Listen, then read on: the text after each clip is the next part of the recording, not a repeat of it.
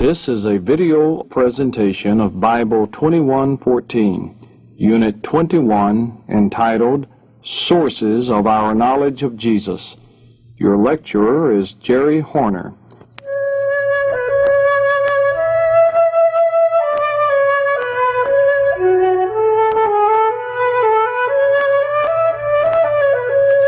The behavioral objectives for this unit are 1. To list factors which prepared for the coming of Christ into the world. 2. To list the major characteristics of each of the four Gospels. 3. To define the synoptic problem. 4. To discuss proposed solutions to the synoptic problem. 5. To identify the earliest secular references to Jesus.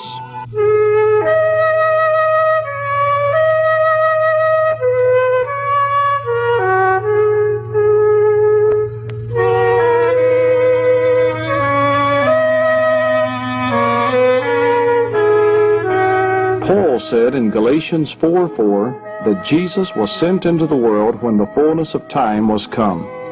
In other words, it was when world conditions were exactly right for his coming that Jesus came.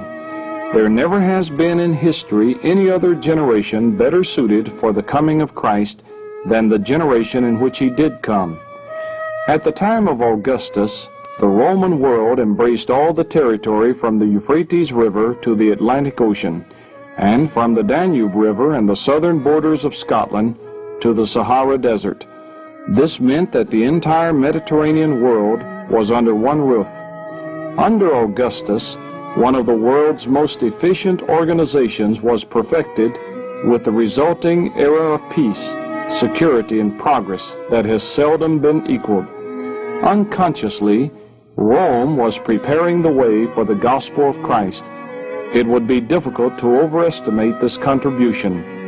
In many ways, it was easier for Paul to travel around the Mediterranean world than it would be for a missionary today. He could pass from one territory to another without being stopped at the boundaries by customs officials. The triumph of Roman armies had established the Pax Romana, the Roman peace. Everywhere, people lived in peace. Life and property were secure. Commerce flourished and peaceful pursuits were enjoyed. The Mediterranean Sea, so long plagued and plundered by pirates, was cleared of this menace by government ships. Over this body of water, except in the cold of winter, ships sailed back and forth and served to keep the various peoples of the empire in constant touch with one another. The thousands of miles of famous Roman roads and bridges that spanned the empire made travel easy and served to unite the various nations under Roman authority. One great route ran from Ephesus in Asia Minor to the Euphrates. The famous Egnatian Road stretched from the Adriatic Sea far to the east. Many smaller roads in other parts of the empire made travel, trade, and communication relatively easy. How solidly these roads were constructed is demonstrated by the fact that portions of them are still in use even today. Over these roadways and sea lanes, Paul and other apostles traveled to various parts of the Mediterranean world, carrying the gospel to the Gentiles.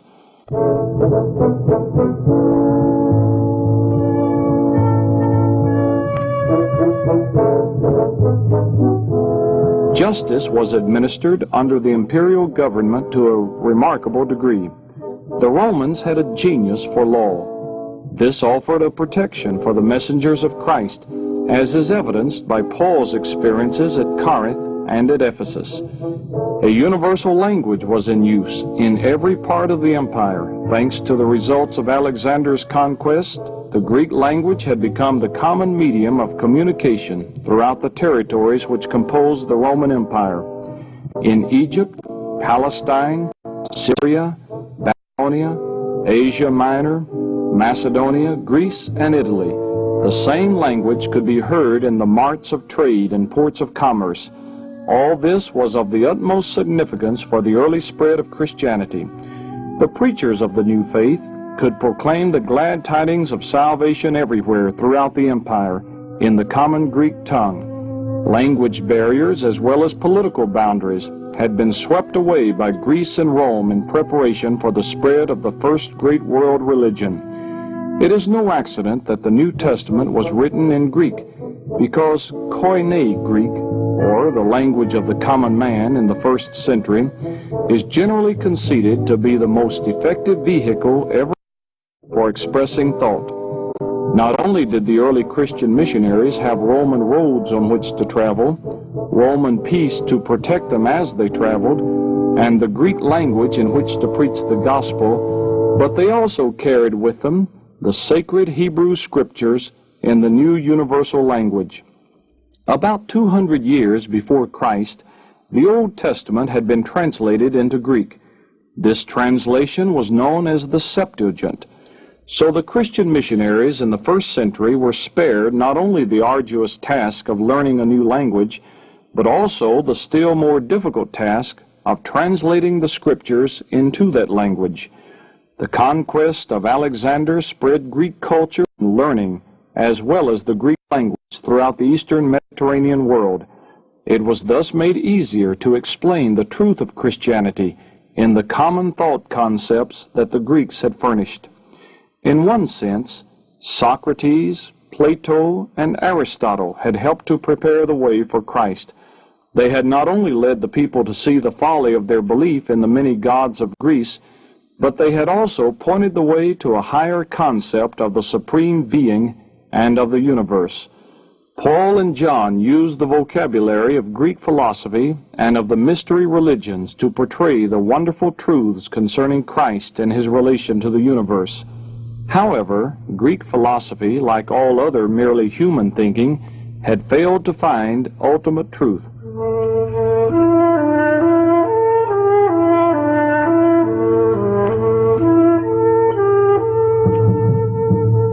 Morally and spiritually, the Greco-Roman world of the first century was bankrupt. The pagan religions of the empire were impotent, if not already dead. To be sure, the forms continued to exist, but the power was gone. The rise of individualism had made men conscious of their strivings and hopes, sufferings and desires. The mystery religions of Greece and the Orient had nourished the longing for redemption and personal immortality, but because of their inability to purify man's ethical and spiritual nature, they were unable to satisfy the desires they fed.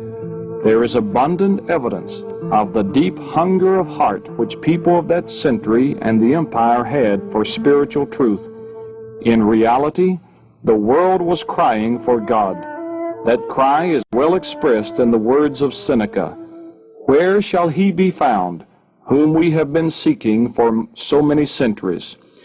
There was an air of expectancy as people in their moral, economic, and religious destitution dared hope for something better. The presence of Jewish synagogues everywhere in the Roman Empire facilitated very greatly the early spread of Christianity. Whenever Paul entered a new city, his customary procedure was to join the worshipers in the synagogue on the Sabbath day. When given an opportunity to speak, he would preach Christ from the Old Testament. This gave him a starting point for his evangelization of the city. Another thing that helped was the fact that through the synagogue services, many pious Gentiles had been drawn to appreciate the monotheism, morality, and messianic hope of Judaism. These God-fearers furnished a fertile and cultivated field in which the early missionaries sowed the gospel seed. The Jews, by establishing synagogues throughout the Gentile world and teaching the heathen about the one true God, had done much to prepare the way for the coming of Christ. In fact, the dispersion of Jews among the nations was the largest single factor in the preparation for Christianity. Everything was ready. Both heart and head were prepared for the advent of Christ and the universal gospel.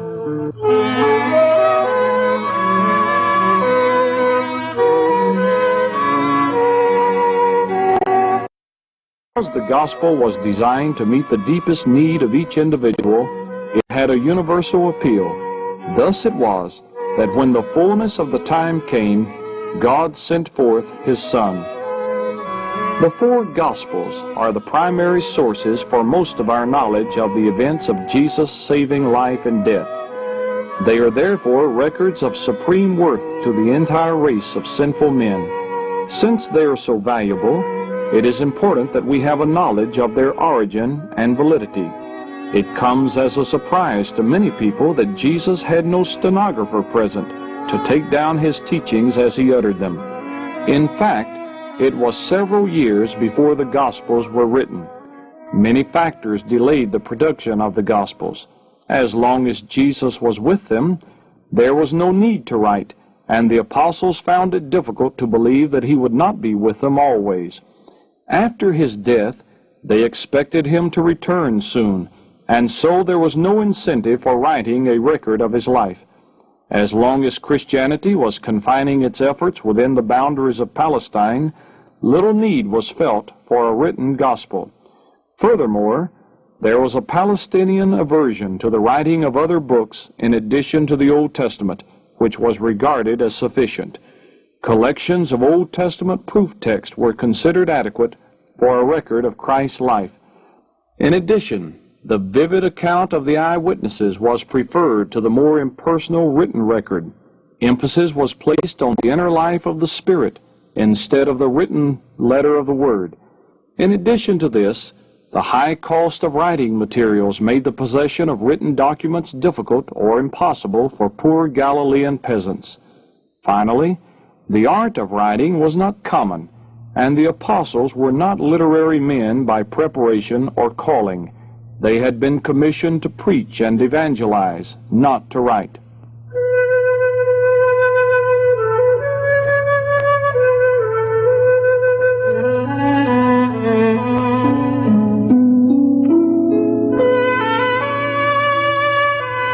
Even though the four Gospels deal with a common subject, the good news concerning Jesus Christ, the views of Christ they present differ in certain respects. It has often been asked why there should have been four Gospels composed instead of only one. The answer seems fairly obvious. No one writer can be expected to appreciate all the phases of the life and character of his hero. One point of view is never complete or satisfactory. The Gospels were written by different men at different times and in different places for different audiences, and they were written from different perspectives. Both the authors and the early readers of the Gospels regarded each Gospel as a separate narrative complete for its purpose, and apparently the Gospels were circulated independently among Christian communities. Toward the end of the 2nd century, Tatian weaved the materials of the four Gospels into one continuous narrative which he called the Diatessaron. However, his work proved unacceptable because of the individuality of each Gospel. No one of the Gospels, nor all four together, constitute a biography of Jesus. Indeed, the Gospels themselves make no claim to give complete accounts of everything that Jesus did or said. For instance, John 20:30 declares, "And many other signs therefore did Jesus in the presence of the disciples, which are not written in this book." Each Gospel writer selected those things in the ministry of Jesus that best carried out his purpose. Therefore, each Gospel was designed and adapted to produce its own impression of Christ, independent of the others, and each is complete in the sense that it carries out the intent of its author. Anyone who examines carefully a harmony of the Gospels, in which similar or identical material is printed in parallel columns, must see at once that Matthew, Mark, and Luke present a common outline of the life of Christ. In addition to this, he will see many statements in two or more of the Gospels that are almost alike, and some that are identical. Because they strongly resemble each other in arrangement, content, and phraseology, the first three Gospels are called the Synoptic Gospels, from a Greek word which means a seeing together. The mutual relations of the three accounts has given rise to the synoptic problem. If the Gospels of Matthew, Mark, and Luke are independent of each other, why are they so similar to each other, even having exact verbal agreement in many places? On the other hand, if they have a literary relationship to each other, why are there frequent divergences in the accounts of Jesus' ministry? Briefly stated, then, the synoptic problem is the problem of how to account for the similarities and the differences among the first three Gospels. Did the writers copy from each other, or did they have a common source, or did they collaborate? Many theories have been proposed to explain the relationship between the synoptic Gospels, but the most popular one to date is called the documentary hypothesis. This theory asserts that Matthew and Luke base their Gospels on Mark and on an unknown document designated by the letter Q, which stands for the German word for source. Proponents of this view diligently point out that Mark is entirely reproduced in Matthew, and that the latter two agree against Mark. The material common to Matthew and Luke, but which is not found in Mark, comes from Q. An amplification of this so-called two-document theory is the four-document theory. This view includes an M document, the source of the material found only in Matthew, and an L document, the source of the material peculiar to Luke. The documentary theory has many weaknesses. For one, it rests entirely upon the priority of Mark. Even though there is almost universal agreement that Mark was the first gospel to be written, that fact has never been ascertained. The best supporting evidence for Mark's priority seems to be the supposition that all things move from the simple to the complex, but this is not always the case. Actually, early tradition is almost unanimous in claiming that Matthew was written first, and on the basis of strong evidence, it appears that Mark was the third gospel to be written, after Matthew and Luke. Furthermore, no trace of the hypothetical document Q has ever been found, and the same is true of M and L. Matthew would need no such sources anyway, since, as an apostle, he had first-hand information concerning most of the events and sayings he recorded. Luke indicates that before he began to write, he investigated in an accurate manner from the beginning the things pertaining to the life of Christ. It seems unlikely that he would include Mark's gospel in the inaccurate earlier narratives. On the whole, this theory, as well as others, lacks enough supporting evidence to warrant its acceptance. The fact that each writer had a distinctive purpose in mind as he wrote would influence both the content of his gospel and the arrangement of the material. Each gospel was written with a certain group in mind. Matthew was directed to Jews, Mark to Romans, and Luke to Gentiles also, probably Greeks. This no doubt influenced both the choice and the arrangement of materials. The facts concerning the life and ministry of Jesus were handed down orally before there was a written gospel. For example, in Acts 20:35, Paul quotes a saying of Jesus not recorded in any of the Gospels. As already stated, the oral teaching would account for many of the similarities in the synoptics. There were written accounts of the life of Christ before our Gospels were set down. This is evident from Luke chapter 1, verses 1 through 4. It is altogether possible and even probable that the writers of the synoptic Gospels knew each other by personal contact.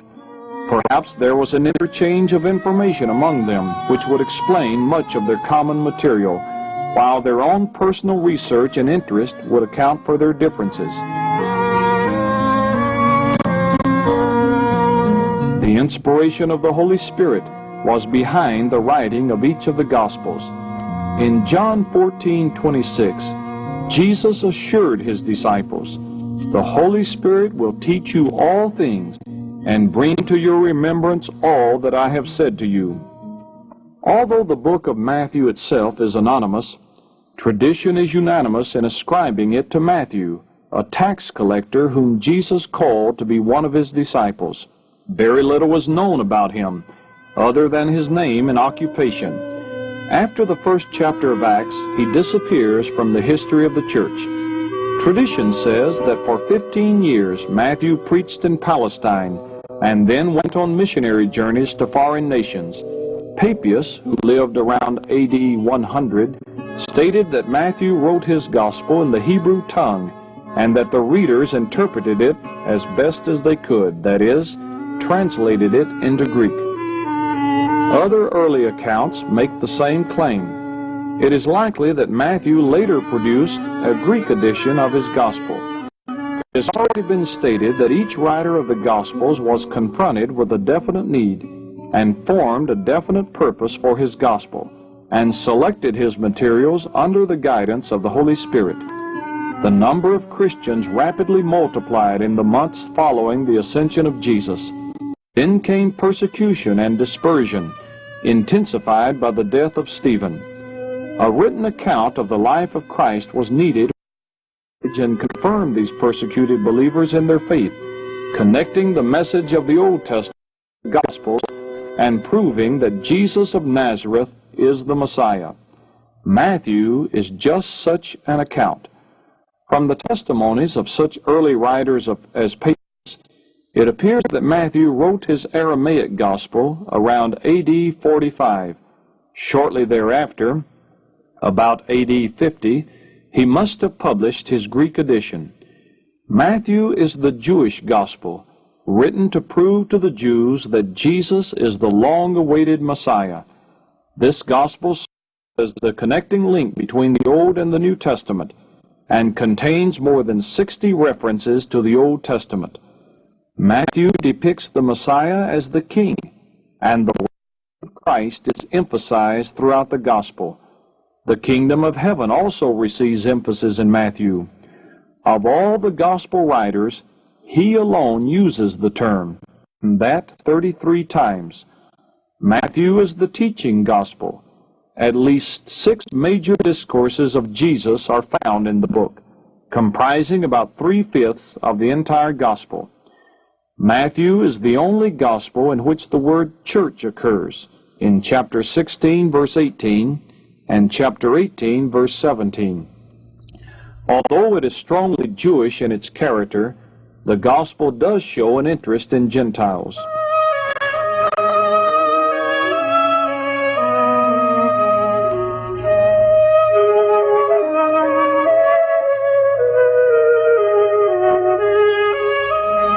The evidence that Mark wrote the Gospel that bears his name is early and unanimous. There is also strong evidence based on the testimony of such early writers as Papias, Justin Martyr, and Irenaeus that Peter was the apostolic source behind Mark. Mark was the son of the Mary who lived in Jerusalem and whose home was one of the meeting places of the early church. His full name was John Mark, John being his Jewish name and Mark his Roman name. Mark accompanied Barnabas and Paul on the first missionary journey, but abandoned the enterprise before it was completed. He later proved himself to be a loyal servant of the Lord and was heartily commended by Paul in 2 Timothy 4:11. Still later, in 1 Peter 5:13, he was associated with Peter. The question of the date of Mark has already been discussed somewhat, at least as it relates to Matthew and Luke. The earliest witnesses to the Gospel almost unanimously connected with the preaching of Peter in Rome, either late in Peter's life or shortly after his death. If the tradition is accepted, Mark could not have written his Gospel before AD 56, for when Paul wrote to the Romans that year, no apostle had yet visited Rome. It is also certain that the book was written before the destruction of Jerusalem in AD 70. The bulk of the evidence seems to support a date between 65 and 70 for the writing of Mark. Mark presents Jesus as the servant of the Lord.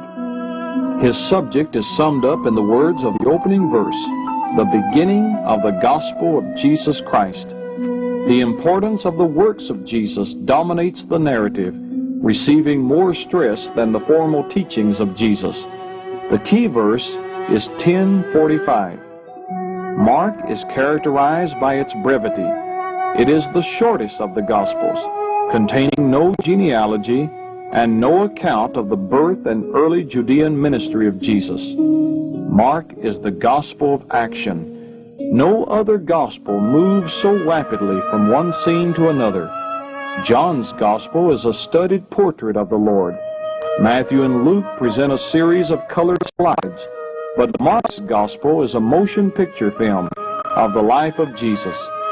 The activity in Mark is accented by the use of the Greek word, which is usually translated in English as straightway, immediately, or forthwith. The word occurs 42 times in Mark, more than all the rest of the New Testament. Mark's frequent use of the Greek imperfect tense also moves the narrative at a rapid pace. Mark is the gospel of vividness. Vivid, striking phrases occur frequently to allow the reader to form a mental picture of the scene described. The looks and gestures of Jesus receive unusual attention. There are many Latinisms in the Gospel of Mark. On the other hand, there is little emphasis on Jewish law and custom, and when they are mentioned, they are interpreted for the reader. This seems to be in accord with the tradition that Mark wrote for a Roman audience.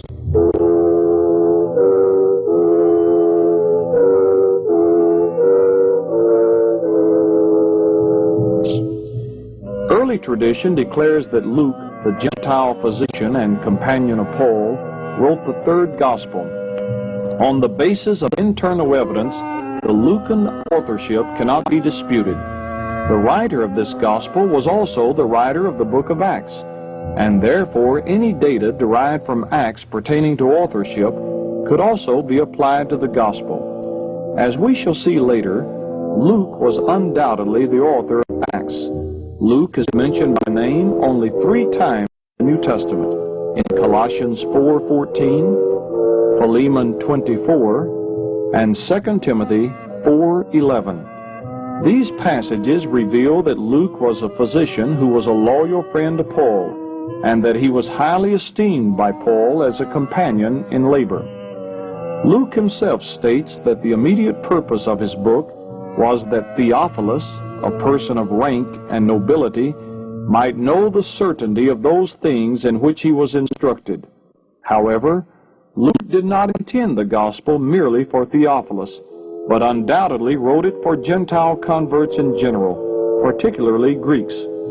His gospel has a universal outlook, and he presents the good news of Christ as being meant for the entire world.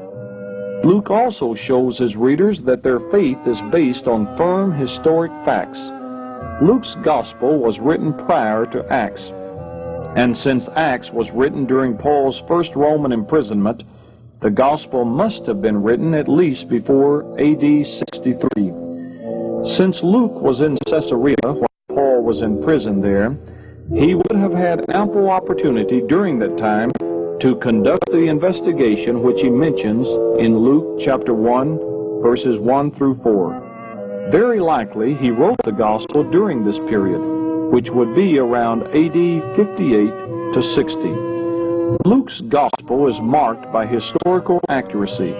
No other writer so carefully gives dates for his narrative as does Luke in such places as 1:5, 2:1, and 3:1 and 2. The gospel has great literary beauty.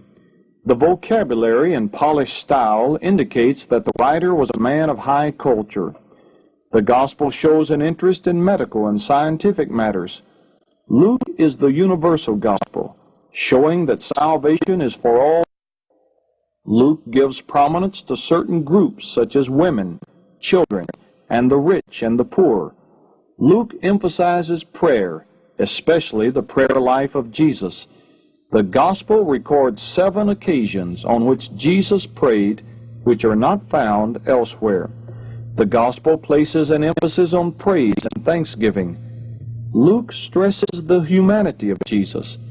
The Gospel pictures Jesus as having the development, emotions, and powers of a man.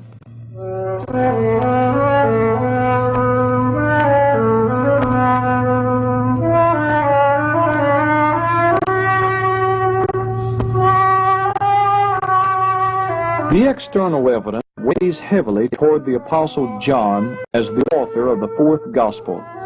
The early church fathers all held that John wrote the book. The internal evidence is just as strong. The author was a Jew who had an intimate familiarity with the Old Testament and with Jewish tradition.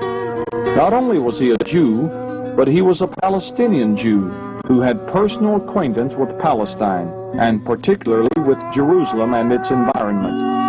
It is quite evident also that the author was an eyewitness of the events which he narrated.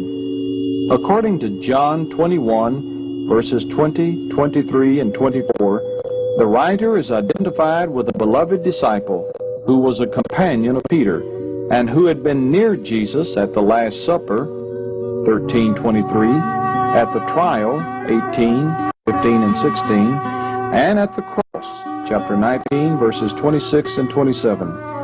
The only conclusion that can be reached on the basis of both the external and internal evidence is that John the Apostle wrote the gospel which bears his name. The statements of many of the early Christian writers indicate that John wrote his gospel at Ephesus in response to the entreaties of believers in that area. There is no reason to dispute that testimony. Apparently, since John spent his later years at Ephesus, he wrote the gospel toward the close of the first century, around AD 85 to 90. John has a clearer statement concerning his purpose in writing than do the other gospels. He says in chapter 20, verses 30 and 31, "Many other signs, therefore, did Jesus in the presence of the disciples, which are not written in this book. But these are written that you may believe that Jesus is the Christ, the Son of God, and that believing you may have life in his name." The Gospel of John is marked by a great theological depth. Even though it is the most theological of the Gospels, however, it is distinguished by its simplicity. The Gospel is noted for its repetition of fundamental terms and ideas, such as life, light, darkness, truth. John emphasizes the person of Christ, presenting him as God-man. Both the deity and the humanity of Jesus are stressed.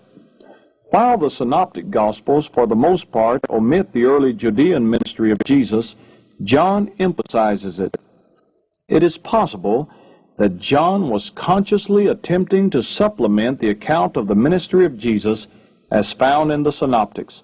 In fact, 90% of the material in John is unique. The miracles of Jesus in John's Gospel are designated signs. 6 of the 8 miracles recorded are peculiar to John, chosen as evidence that Jesus is the Son of God.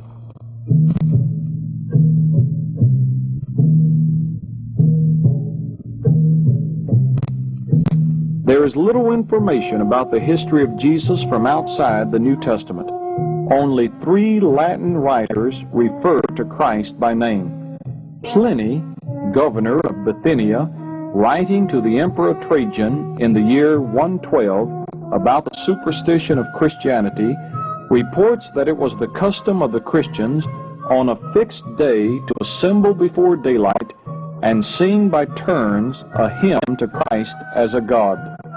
Tacitus, in his Annals, written in the year 115, tells how a great fire in Rome was blamed on Christians. He states, "Christ, from whom they derived their name, was put to death in the reign of Tiberius by the procurator Pontius Pilate." Suetonius, a contemporary of Tacitus, tells how the Emperor Claudius banished the Jews from Rome when they made a constant rioting at the instigation of Christus. Josephus, a Jewish writer who lived in the last half of the 1st century, wrote an extensive history of the Jews entitled The Antiquities of the Jews. It was published in 93. 3 passages in this book relating to the life of Christ may be noted.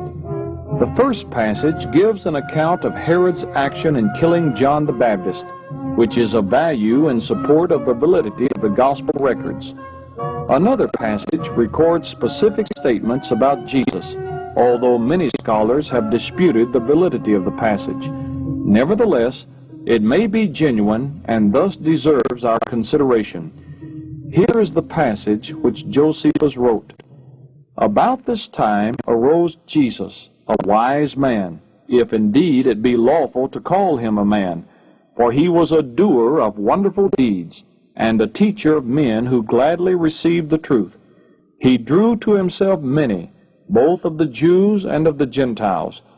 He was the Christ, and when Pilate, on the indictment of the principal men among us, had condemned him to the cross, those who had loved him at the first did not cease to do so, for he appeared to them again alive on the 3rd day, the divine prophets having foretold these and 10,000 other wonderful things about him. And even to this day, the race of Christians who are named from him has not died out. The third passage in the Antiquities records the stoning of, quote, James, the brother of Jesus, who was called the Christ, end of quote.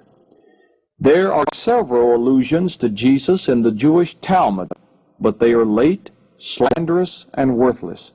They describe Jesus as a sorcerer, one who ridiculed the wise men, who led the people astray, and who was hanged on the eve of the Passover. His disciples, 5 in number, are said to have cured sick people in their master's name. What these references do prove is that there is no reason to doubt the existence of Jesus. Men, as a rule, do not vehemently slander myths.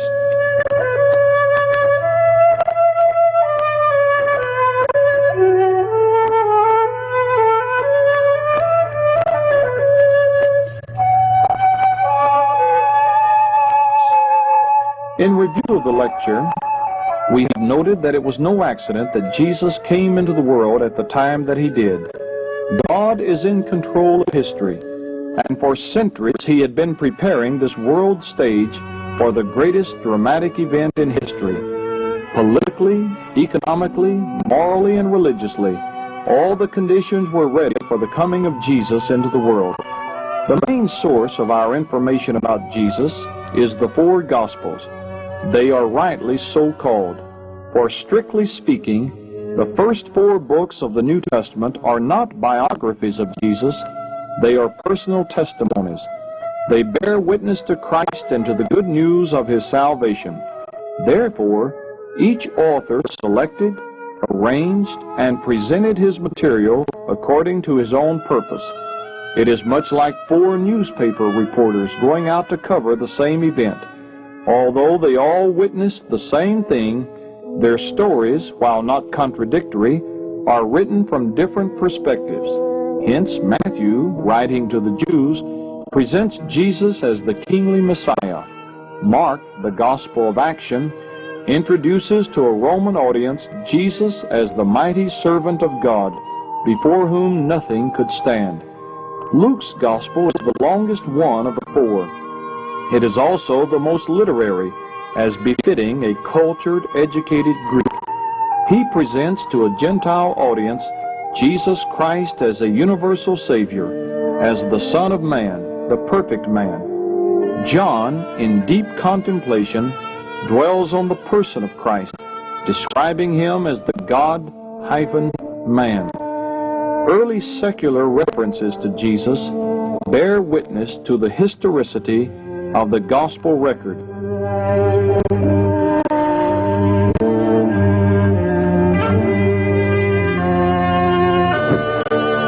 This has been a video presentation of Bible 2114. This is the end of the tape.